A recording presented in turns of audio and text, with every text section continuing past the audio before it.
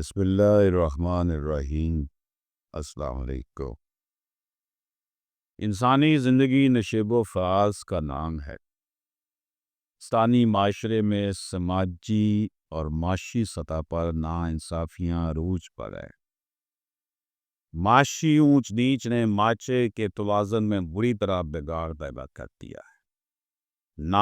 معاشی ناہمواریوں نے سماجی اونچ نیچ کا طوفان کھڑا کیا ہوا ہے۔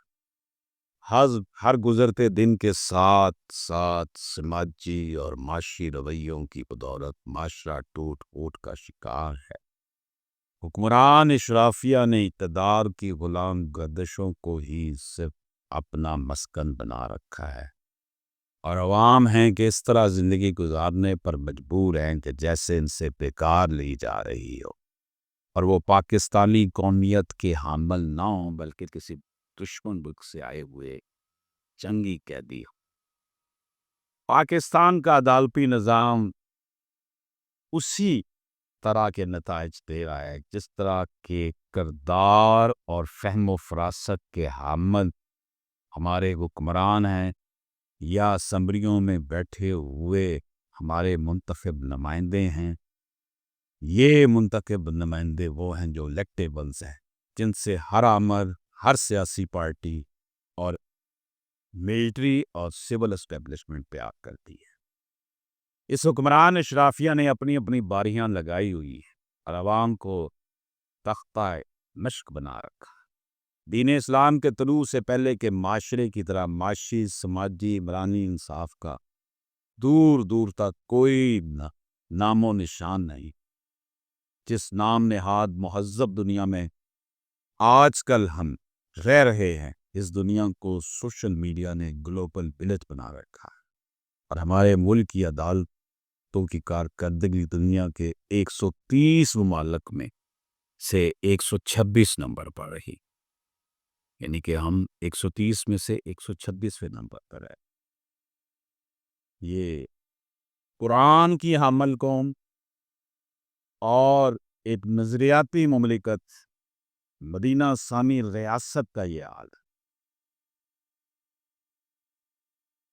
جب عدالتیں درست طور پر کام نہ کر رہی ہوں، جب معاشی اور سماجی ناانصافیاں عروج پر ہوں، جب مہنگائی کا طوفان ہو، تو اس طرح کے حالات میں حکمران خود تو بڑے بڑے محلوں میں رہ رہے ہوں اور ان کی پراپرٹیز لندن، امریکہ اور یورپ میں ہوں، اور عوام الناس کو نوچنے کے لیے یہ عدالتی نظام، یہ حکومتی ادارے دن رات خدمات انجام دے رہے ہوتے ہیں۔ غریب غریب تر اور امیر امیر تر ہوتا گیا۔ جمہوریت کے نام پر نام نہاد اسلام کو سندوں اور نام نہاد لبرلز نے عوام کو نفسیاتی مریض بنا رکھ چھوڑا۔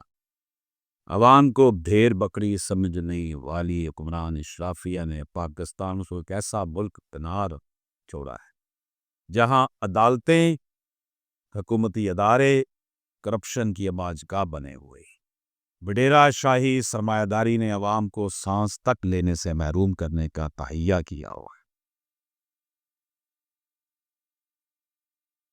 ہماری جو ہے وہ ملاقات طے تھی آئی جی جیرہ نجات محترم جناب رضا شاہ بیگ صاحب سے، تو ہم ایک وفد کی صورت میں ان کے ساتھ ملے۔ انہوں نے بہت بھرپور طریقے سے ہمیں بریف کیا اور بتایا کہ جناب کس طریقے سے اس کو ڈیجیٹلائز کیا گیا، سینٹرلائز سسٹم کیا گیا ہے، اور پنجاب کی جتنی بھی جیلیں ہیں 40، 41، 42، اس پہ سے 26 جیلوں میں اب تک بالکل اسی طرح سیف سٹی کی طرح کیمرے لگے ہوئے ہیں۔ وہاں کا کنٹرول روم کا بھی ہم نے معائنہ کیا، دیکھا اس کو، وہاں سے آگاہی حاصل کی، وہاں پر کیمرے لگے ہوئے ہیں۔ یعنی کہ آپ لاہور میں بیٹھ کر ملتان کی جیل کے مختلف جو حصے ہیں اس کا براہ راست جو ہے وہ یہاں پر مانیٹر اس کا آپ ہو رہا ہے۔ یہاں بیٹھ کر آپ بہاولدین کی جیل کو، یہاں بیٹھ کر آپ جو ہے وہ ملتان کی جیل، جیلت کی جیل، پنڈی کی جیل کو دیکھ سکتے ہیں، اور ظاہر کیمرے کی آنکھ سے کانشیسنس تو پیدا ہوتی ہے۔ باقی اس کے ریزلٹس کیا آئیں گے یا آ رہے ہیں، یا سیف سٹی کے جو کیمرے لگے تھے اس کے کیا رزلٹس نکلے ہیں یہ ایک الگ بحث ہے. لیکن ایک بات ہے کہ مرزا صاحب جو ہیں آئی جی صاحب, انہوں نے جس انداز میں بریف کیا, میں سمجھتا ہوں کہ یہ کیونکہ یہ سول سروس کے نہیں ہیں, یہ اپنے ہی محکمے کے ہیں, بھرتی ہوئے تھے ایز اسسٹنٹ سپرنٹینڈنٹ, بھرتی ہوں گے, اس کے بعد یہ پروموشن کرتے کرتے یہاں تک پہنچے ہیں, اپنے محکمے کی ایک ایک رمز کو جانتے ہیں, امپلائیز کے مسائل کو بھی جانتے ہیں اور قیدیوں کے ساتھ ہونے والی زیادتیوں سے بھی آشنا ہے. تو اس حوالے سے ہمارے دوست محمد ناصر اقبال خان جو ہیومن رائٹس ایکٹیوسٹ ہیں, انہوں نے اس ملاقات کا ارینج کیا اور ہمارے دوست بکلا دوست ساتھی دوست بھی اس وقت میں شامل تھے. ان سے بڑے جو ہے وہ تیز تک قسم کے مشکل سوال بھی کیے گئے اور انہیں ہر سوال کا خندہ بشانی سے جواب دیا, بلکہ وہ کہتے ہیں بل کر بات کا یوں. اس میٹنگ میں انہوں نے جس طرح ہمیں آگاہی دی, مجھے کافی حد تک حوصلہ ملا کہ ابھی مایوس ہونے کی ضرورت, مایوس تو خیر مسلمان ہوتا ہی نہیں, نہ ہی سے ہونا چاہیے. اگر مایوس ہوگا تو اس کا مطلب یہ ہے کہ اس نے اپنے رب کو رب نہیں مانا. تو میں وہاں پر سپرنٹینڈنٹ جیل انچارج جو تھے انہوں نے ہمیں ان کے کنٹرول روم دکھایا, میڈیا جو سینٹر تھا وہ جہاں بھی یہ کال ریسیو کرتے ہیں پریڈ سینٹر بنا ہوا ہے ایمرجنسی, اور وہ دکھایا, اور یہ جو کیمریز لگا کر پنجاب بھر کی جیلوں کو پک کیا گیا یہ دکھایا. مرزا صاحب نے, میں نے جیسے کہا کیونکہ ان کی گردن میں سریا نہیں تھا, یہ ایک بڑے پروفیشنل آفیسر ہے, کیونکہ اسی ڈپارٹمنٹ سے پروموٹ ہو کر اس ڈپارٹمنٹ کے ہیڈ بنے, اس لیے یہ مجھے بڑی خوشی ہوئی ان سے مل کر کہ یہ بالکل پاکستان میڈ قسم کے جو ہے نا وہ آفیسر ہے. اور اس لیے کیونکہ جو سی ایس پی آفیسر ہوتا ہے وہ مختلف محکموں سے آتا ہے اور مختلف محکموں میں گھومتا گھماتا چلا جاتا ہے, اس کو اس ڈپارٹمنٹ کے جو روح ہوتی ہے, اس کی تھیم ہوتی ہے, اس کے حوالے سے اسے آگاہی نہیں ہوتی, وہ بس اپنا پیریڈ گزارنے آتا ہے, 2-3 سال اب چلا جاتا ہے. لیکن ان کی جتنی گرپ میں نے دیکھی ہے, اور یہ کافی تقریباً 3-4 سال سے لاہور میں اپنے آفس میں آئی جی پنجاب جیل خانہ جات کی ذمہ داریاں نبھا رہے ہیں, تو کمپلینٹس آتی ہیں, ہم نے کہا جی ظاہر میں 100% تو نہیں کوئی چیز ہو سکتی, لیکن جو بھی کمپلینٹس آتی ہیں اس کا بھی ہم ادراک رکھتے ہیں, اس کا مداوع بھی کرتے ہیں, اور کوشش ہوتی ہے کہ سے معاملات کو صحیح کریں. ان کی پھر جو ہے وہ ریکمنڈیشن پر سپرنٹینڈنٹ جیل نور صاحب ہیں, ان سے ہم ملاقات کے لیے جیل کے اندر پہنچے. انہوں نے بھی ہمیں بڑی تفصیل کے ساتھ بریف کیا, اور جیل کا پھر ہم نے دورہ کیا, جیل کے ہم کچن میں گئے, جیل کا کھانا بھی ہم نے کھایا جو قیدیوں کے لیے بنا ہوا تھا, روٹی اس دن دال دوپہر کے وقت تھی, شام کو کچن میں جو ہے وہ مرغے کے گوشت کی تیاری ہو رہی تھی, وہ بھی ہم نے دیکھا. بہت صاف ماحول تھا, مجھے نہیں سمجھ آ رہی تھی کہ یہ اتنا صاف ستھرا ماحول کہیں نہیں میں نے دیکھا. ہوٹلوں میں تو بالکل نہیں نہ ہوتا, کیونکہ ہوٹل کی بیک سائڈ پر جو کچن بنے ہوتے ہیں اس کا ہمیں آگاہی ہو چکی ہے, فوڈ اتھارٹی کی جس طرح چھاپے مارے ہو دیکھا ہے. اس کے ساتھ ساتھ مسجد, اس کے ساتھ ساتھ ان کا ہاسپٹل دیکھا ہے, انتہائی صاف ستھرا. اور پھر ہم بچوں کی جیل میں گئے جہاں بچے کہتی تھے, میں نے کوئی 10-12 بچوں سے فردن گفتگو کی. ایک بچے سے پوچھا کہ تم کس جرم میں آئے, تو اس نے کہا جی میں نے 302 کے جرم میں آؤں. قتل کہیں اور کسی اور نے کیا تھا, میرا نام ویسے ڈال دیا گیا کہ ہماری برادری کی دوسری برادری کے ساتھ دشمنی ہے. 12 سال کا بچہ ہوگا. ایک بچے سے پوچھا تو اس نے کہا جی میں ڈکیتی میں آیا ہوں. میں نے کہا تم نے ڈکیتی کی؟ کہتا ہاں جی میں نے کی تھی, لیکن فوراً ہی پکڑا گیا. ایک لڑکے سے میں نے کویسچن کیا تو کیوں آئے, اس نے کہا جی میں موٹر سائیکل میرے دوست کے ساتھ موٹر سائیکل کے پیچھے بیٹھا ہوا تھا, وہ موٹر سائیکل جو چلا رہا تھا وہ چوری کا تھا, وہ پکڑا گیا تھا, مجھے بھی رکھ لیا گیا. اسی طرح ان بچوں کو دیکھ کر یقین جانیے گا, کافی سارے بچے تھے وہاں پر, ان کا بڑا صاف ستھرا کمرے تھے, وہاں پر وہ ان کے بستر لگے ہوئے تھے, اور ساتھ اس وقت تو کھانے کا ٹائم تھا, وہ کھانا کھا رہے تھے, اور ساتھ ان کا اسکول بنا ہوا ہے. اور بڑی مجھے خوشی ہوئی کہ یونیورسٹیز کے جو اسٹوڈنٹس ہیں انٹرنشپ کرنے والے سائیکالوجسٹ جو ہیں سائیکالوجی کے لوگ وہاں پر آ کر بچوں کو پڑھاتے ہیں پڑھا رہے تھے. میں نے دیکھا تو بڑا اچھا لگا کہ یار چلو ہمارے سامنے جو کانسیپٹ ہے کہ جیل کے اندر بڑا ظلم ہوتا ہے تو وہ بات ٹھیک ہے کہ امیر آدمی کو پروٹوکول ملتا ہے لیکن امیر آدمی نے تو جانا ہوتا ہے احتساب عدالتوں میں وہ اربوں روپے کھا کے آتا ہے اس کو اس حساب سے ٹریٹمنٹ ملتی ہے. یہ جیلیں تو عام لوگوں کے لیے کوئی چوری چکاری والا یا قتل والے کیس میں آیا ہوا ہے. تو میں جو بات کرنا چاہتا ہوں صفائی بھی بڑی تھی بہترین ماحول تھا ہیومنلی جو پاسبل تھا وہ بہت اچھا تھا. مخیر حضرات نے بھی وہاں پر کافی اکاموڈیٹ کیا ہوا ہے. وہاں پر ایک بات یہ سامنے ہے کہ ان کو مظلوم سمجھنا شروع ہو جاتا ہے. پہلے جب وہ جرم کرتا کہتے اسے پکڑو جب اسے پکڑ کر ہم جیل میں ڈالتے ہیں تو کہتے ہیں وہ کہ یہ قیدی بیچارہ مظلوم ہے اس کو رہا کرو. بخری حضرات آ کر ان کے پیسے دے کر وہ تھی جو ہوتی ہیں جب مانے اس کو رہا کرواتے.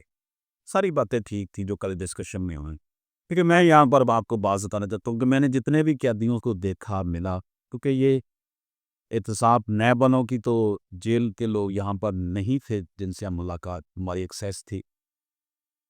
غریب لوگ عام لوگ ان کی شکلوں سے لگ رہا تھا کہ یہ انتہائی غریب فیملیاں سے. مجھے وہاں پر کوئی پوش ایریے کے لوگ بچہ وہاں نظر نہیں آئے. جتنے بھی بچے کرائم سے تھے جو نالکوٹ جیل میں سب بچے تھے غریبوں کے بچے برے عالم کے کی شکلیں بتا رہی تھی ان کی صحت بتا رہی تھی. وجہ کیا ہے غربت معاشی نامواری. جب غریب کے لیے معیار اور ہے امیر کے لیے اور ہے. اسی ڈسکریمنیشن کو تو نبی پاک صلی اللہ علیہ وسلم نے ختم کیا تھا. اسی خوشحالی کے لیے اور جسٹس کے لیے سوشل جسٹس کے لیے تو قائد اعظم نے یہ ملک حاصل کیا تھا. لیکن اس ملک کے نام نہاد ملاؤں نے نام نہاد ڈبہ پیروں نے اس ملک کے لوگوں کے اندر جو ہے وہ صحیح اسلام آنے نہیں دیا. ان کو ایسی چیزوں میں ڈال رکھا ہے کہ یہ صحیح مسلمان بنے ہی نہ. اوپر سے پھر وہ یہی ڈبہ پیر یہی ملا اچھے لوگ بھی ہیں علماء میں اچھے پیر بھی ہوں گے لیکن یہی لوگ جو ہیں یہ اس معاشرے کی سب سے بڑی رکاوٹ بنے ہوئے ہیں کہ مذہب کا سہارا دے کر ان کو سلایا ہوا ہے.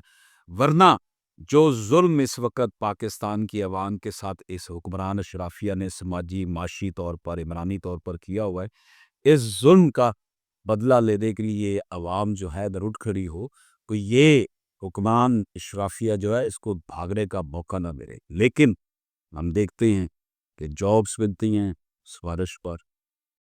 فیکٹریوں میں سب سے امپورٹنٹ فیکٹر جو لیبر ہے جس نے اس چیز کو بنا کر ان کو منافع دینا ہے وہ بیچارے مزدور جو ہے وہ روٹی پوری کرنے سے عاجز ہیں. یہ حالات جو ہے وہ سامنے ہیں. میں جو بات کرنا چاہتا تھا کہ وہ کھانا بھی ان کو ٹھیک مل رہا ہے وہاں پر ظاہر ہے بخیر زراعت بھی دے رہے ہیں گورنمنٹ کا بجٹ بھی ہے سب کچھ چل رہا ہے. جس طرح ہمارے پراپرٹی کے بڑے ٹاؤن ریاض صاحب جو ہیں وہ بڑے دسترخوان چلا رہے ہیں بڑے ہاسپٹل چلا رہے ہیں بڑے ویلفیئر کا کام تھا جہاں وہ اربوں خربوں پہ کما رہے ہیں وہاں اس کا 5% اگر چیریٹی میں دے دیتے ہیں. تو یہ تو اس طرح کے بزنس مین سرمایہ دار سیاستدان جو ہے وہ اپنے آپ کو اپنا فیس سیونگ کے لیے کرتے ہی ہیں اور یہ ہمارے سامنے ہے سارا کچھ. اس لیے اس ساری کل کی جو 4.5 گھنٹے کا ہمارا وزٹ تھا جیل کا جی اپنا آئی جی جیل خانہ جات سے ملاقات جیل میں جناب جیلر صاحب سے ملاقات اور وہاں پر پھر ہم نے اپنی خدمات قانونی حوالے سے اور لیکچرز کے حوالے سے کہ آپ کے امپلائیز کو بھی اور یہاں جو قیدی ہیں ان کے لیے لیکچرز کے لیے بھی ہم نے کچھ سلسلہ شروع کرنے کی بات کی.